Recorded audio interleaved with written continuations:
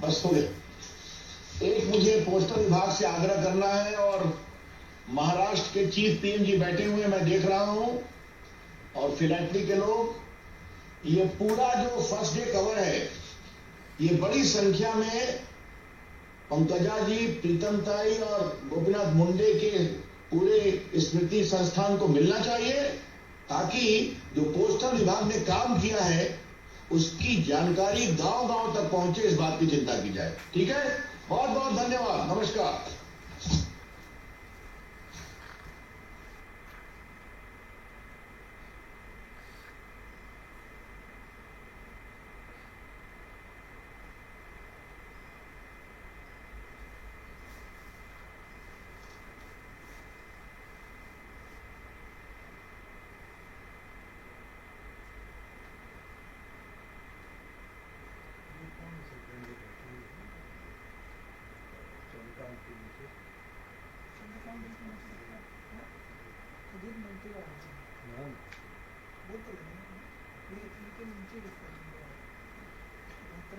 बहुत आभार आदरणीय रविशंकर प्रसाद जी। आज आपने एक राजनेता के तौर पे नहीं तो मुंडे जी से आपकी मित्रता के नाते जो आपके अनुभव रहे वो शेयर किए, और जैसे मुंडे जी के भी कार्यक्रम होते, एकदम दिल से होने वाले कार्यक्रम की अनुभूति आपके भाषण के माध्यम से आई। मैं आपका बहुत बहुत शुक्रिया अदा करती हूँ।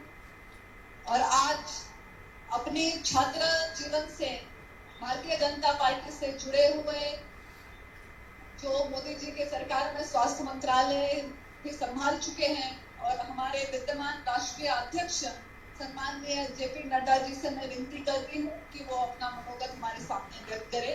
आदरणीय जेपी नड्डा जी।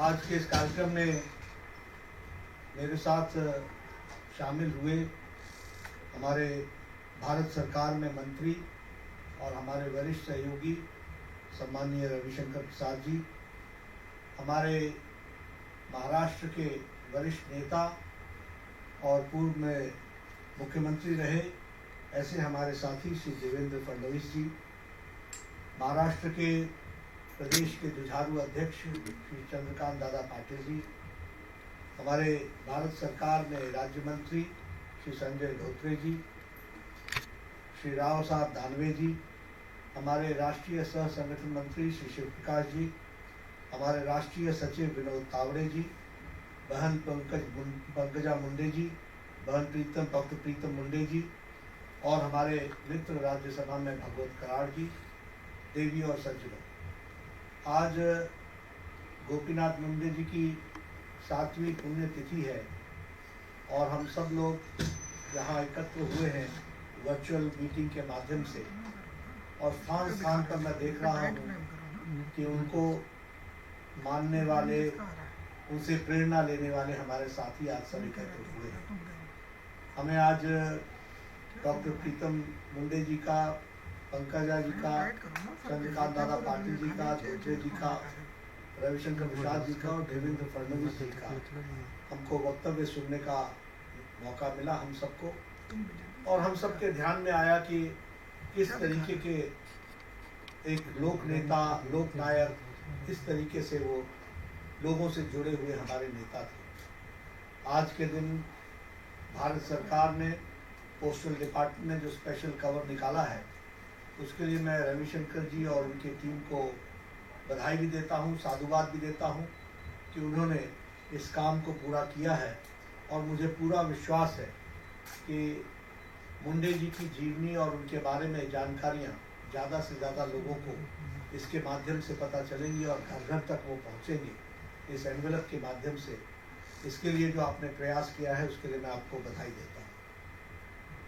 मुंडे जी के बारे में बात करें तो जमीन से जुड़े अपार जन समर्थन के धनी और गरीब, किसान, दलित, पिछड़ों के राष्ट्रीय फलक पर आवाज बने श्रद्धेय गोपीनाथ मुंडे जी का जीवन संघर्ष और साहस का अद्भुत मिश्रण रहा है। हम जानते हैं कि जनजातीय समाज, अनुसूचित जातियों, और किसानों के समान रूप से गोपीनाथ मुंडे जी लोकप्रिय थे। वे राजनेता होने के साथ साथ एक किसान भी थे। वे सच्चे मायनों में बहुजन समाज के नेता थे। मैं बहुजन समाज इसलिए कहता हूं क्योंकि वो सिर्फ पिछड़ों के नेता नहीं थे, वो हर एक समाज के दलित, पिछड़े, वंचित सबकी आवाज बन करके राष्ट्रीय फलक पर ऐसे हमारे गोपीनाथ मुंडे जी बढ़ करके आए थे। श्रद्धेय मुंडे जी की ओजस्वी वक्ता होने के साथ साथ कई विषयों पर प्रखर ज्ञाता भी थे। एक ओर वे संसद में लोगों से मिलते थे, बड़े बड़े प्रतिनिधि मंडल आते थे, 100 के करीब प्रतिनिधि मंडल आते थे किसानों के, उनके साथ वो मिला करते थे, उनको पार्लियामेंट घुमाया करते थे। मुझे याद है कि जब भी मैं पार्लियामेंट में देखता था तो मुंडे जी कभी पार्लियामेंट में घूम रहे होते थे तो अकेले नहीं होते थे, उनके साथ 50-100 कोई ना कोई बहुत बड़ा डेलीगेशन आया है, उनको कोई पार्लियामेंट के दफ्तर दिखा रहे हैं, पार्लियामेंट के अंदर दिखा रहे हैं, कैसे लॉबी की तरफ ले जा रहे हैं। इस तरीके का उनका हमने देखा। और साथ ही साथ हमने यह भी देखा कि उसी समय यदि कोई चीन का प्रतिनिधि मंडल आया, कोई जापान का प्रतिनिधि मंडल आया, तो उसके साथ भी बड़ी सरलता से वो संसद भवन के कार्यालय में उनसे बातें करते थे, मिलते थे। यानी जमीन से जुड़कर दुनिया की किसी भी स्थान के नेता के साथ उनको बात करने के साथ साथ उनके सामने अपने विषय को रखने में कभी भी गोपीनाथ मुंडे जी पीछे नहीं हटते थे। पेड़ के नीचे जिस गोपीनाथ ने कभी शिक्षा पाई, वो भारत के केंद्रीय ग्रामीण विकास मंत्री पद तक पहुंचे, तो इसके पीछे उनकी अपनी मेहनत और लगन का हाथ था। वह नई सोच के धनी थे। अपनी आत्मीयता से हजारों कार्यकर्ताओं के साथ लिए चलना ऐसा उन्होंने निभाया था, और वो उनके साथ दुख में भी खड़े रहते थे। मैंने देखा है गोपीनाथ जी को, जब भी कोई गरीब, वंचित, पीड़ित किसान या कोई हमारा व्यक्ति आता था तो उसकी पीड़ा में वो अपने आप को शामिल कर लेते थे, उसको जोड़ लेते थे और उसकी पीड़ा का निवारण करने के लिए हर संभव प्रयास करते थे। ये मैंने उनमें एक विशेष प्रतिभा देखी और एक लगन, एक तड़प, एक पीड़ा मन में, एक टीस, इस टीस को पूरा करने के लिए गोपीनाथ मुंडे जी अपना सार्वजनिक जीवन में पूरी ताकत लगाते थे, ऐसा मैंने देखा। मैं ऐसे महान व्यक्तित्व के धनी गोपीनाथ मुंडे को 7वीं पुण्यतिथि पर उनको शत नमन करते हुए अपनी विनम्र श्रद्धांजलि अर्पित करता हूँ। मैं श्री गोपीनाथ मुंडे जी की पुण्यतिथि पर भाजपा के करोड़ों कार्यकर्ताओं की तरफ से उन्हें श्रद्धा सुमन अर्पित करता हूँ। करोड़ों कार्यकर्ता आज उनकी तरफ से मैं जरूर जहाँ उनके श्रद्धा सुमन अर्पित करता हूँ, वहीं मैं करोड़ों कार्यकर्ताओं को यह भी कहता हूँ कि हम सबको गोपीनाथ मुंडे जी से प्रेरणा लेनी चाहिए। उनके जीवन से हमको बहुत कुछ सीखने को है, बहुत कुछ जानने को है।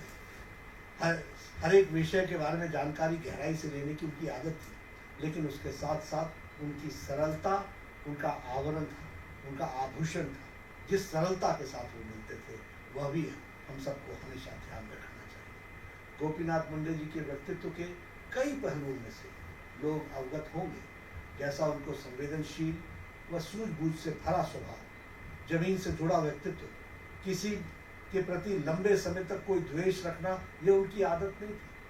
अगर कहीं कोई ऊंच नीच हो जाए, कोई बात आ जाए, तो उसको वो बहुत देर याद नहीं रखते थे और फिर गले मिल करके आगे बढ़ने की उनकी आदत थी। इस तरीके से गोपीनाथ मुंडे जी को हम सब लोग जानते हैं।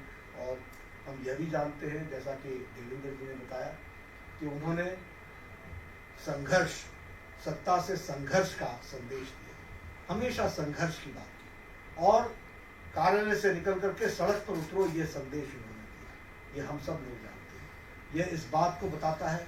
और महाराष्ट्र के वो शहर शहर, गांव गांव उन्होंने घूमा था।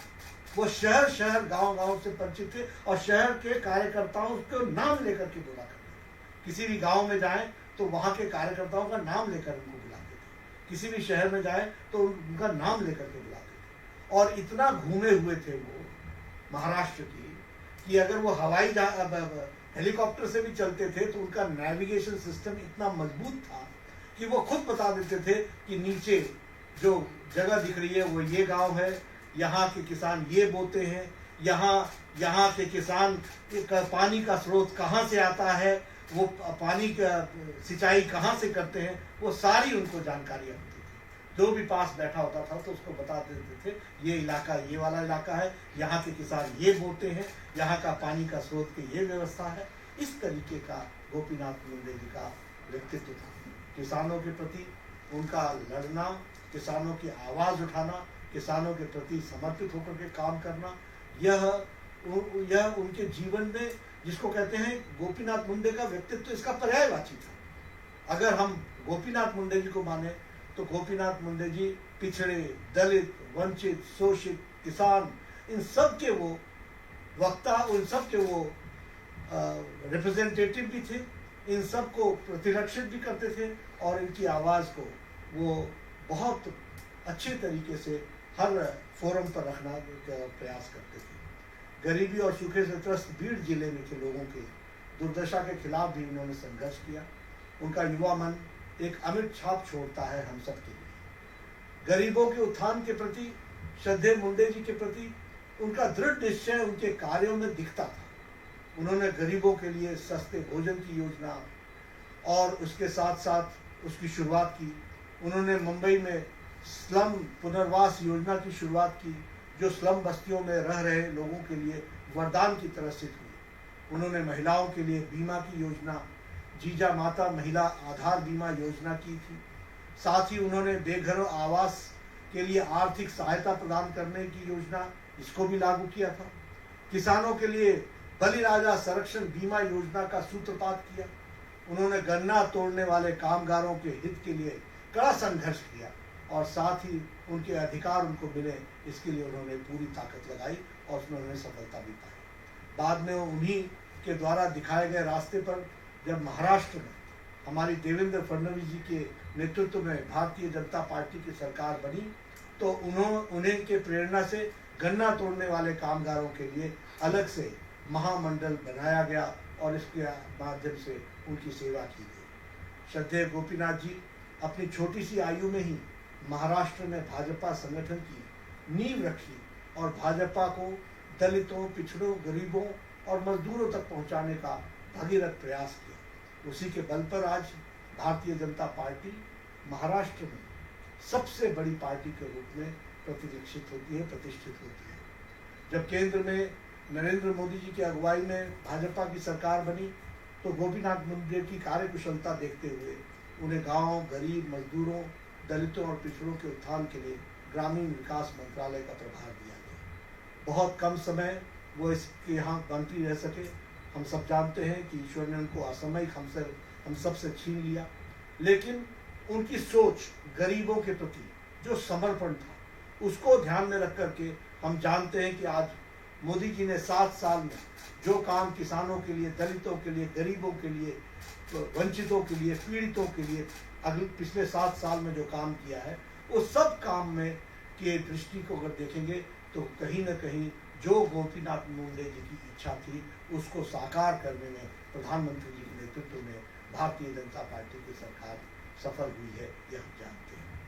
मित्रों, आज गोपीनाथ जी को हम श्रद्धांजलि तो देंगे ही, श्रद्धा सुमन हम सब दे रहे हैं, लेकिन सही मायने में उनको प्रति श्रद्धा तभी होगी जब हम अपने दैनंदिन जीवन में गरीबों के साथ जुड़े, वंचितों के साथ जुड़े।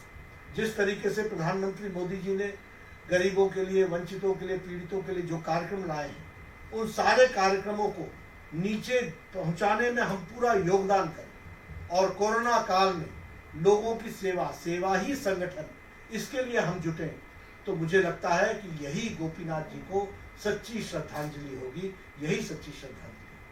अगर हमको गोपीनाथ जी से सीखना है तो उनकी सरलता सीखना है, उनका मृदुभाषी होना सीखना है, सबके साथ मिलने की, कभी लगता ही नहीं था कि इतना बड़ा व्यक्तित्व इस तरीके से हम सबसे गले मिलता है, हम सबसे मिलता है। ये सरलता हमको उनसे सीखनी और हमें अपने साथियों के साथ एक सरलतापूर्ण व्यवहार रखना चाहिए। यही व्यवहार अगर हम अपने जीवन में उतारेंगे तो मुझे लगता है कि गोपीनाथ मुंडे जी की हम सच्ची श्रद्धांजलि देंगे। अगर हम गरीब और वंचितों के, पीड़ितों के लिए, पिछड़े वर्ग के लिए पूरी ताकत लगा करके मोदी जी के द्वारा बनाई गई योजनाओं को नीचे तक पहुंचाने का अंतिम व्यक्ति, अंतिम पायदान पर खड़ा व्यक्ति, लास्ट माइल डिलीवरी के लिए अगर हम पूरी ताकत लगाएंगे तो यही सच्ची श्रद्धांजलि होगी गोपीनाथ मुंडे जी की। उनसे जीवन से हम सब लोगों ने प्रेरणा ली है। बहुआयामी प्रतिभा के धनी गोपीनाथ जी हम सब के बीच में नहीं हैं, लेकिन उनकी याद हम सब के मन में ताज़ा है और उनसे हमको ताकत मिलती है। आज के दिन हम संकल्प के साथ उनकी बात को आगे बढ़ाएंगे तो अच्छा रहेगा और हम सब लोग अपने यात्रा में सफल होंगे, ऐसा मुझे लगता है। बहन पंकजा जी और डॉक्टर प्रीतम ताई जी, ये दोनों ही बहुत मेहनत करते हुए समाज के पिछड़े वर्ग को जोड़ते हुए आगे बढ़ रही हैं। हमारी शुभकामनाएं हैं कि अपने पिताजी के बताए रास्ते पर आप चलते हुए भारतीय जनता पार्टी को भी शक्ति प्रदान करेंगे, ताकत प्रदान करेंगी, मजबूती प्रदान करेंगी और हम सब लोग जो अपने भारत को एक ऊंचाइयों पर ले जाना चाहते हैं, और वो ऊंचाई संभव तभी है जब हम अपने पिछड़े वर्ग का जो छूट गया है पीछे, उसको साथ लेकर के चलें, उसको एम्पावर करें, उसको मुख्य धारा में लाएं। और मुझे पूरा विश्वास है कि आप सब लोग इस काम को पूरी तरीके से करेंगे, ऐसा मैं मानता हूँ। आपने मुझे इस कार्यक्रम में शामिल होने का मौका दिया, इसके लिए मैं आयोजकों का धन्यवादी हूँ, डॉक्टर कराड़ का धन्यवादी हूँ, पंकजा बहन का धन्यवादी हूँ, डॉक्टर प्रीतम ताई का धन्यवादी हूँ। और हम सब लोग आज उनसे प्रेरणा लेकर के चले। देवेंद्र जी ने और रविशंकर जी ने, चंद्रकांत दादा पाटिल ने बहुत सी बातें उनके बारे में बताई हैं। उनको हम सब आत्मसात करते हुए आज सच्ची श्रद्धांजलि देते हुए मैं अपनी वाणी को यहीं विराम देता हूँ। बहुत बहुत धन्यवाद।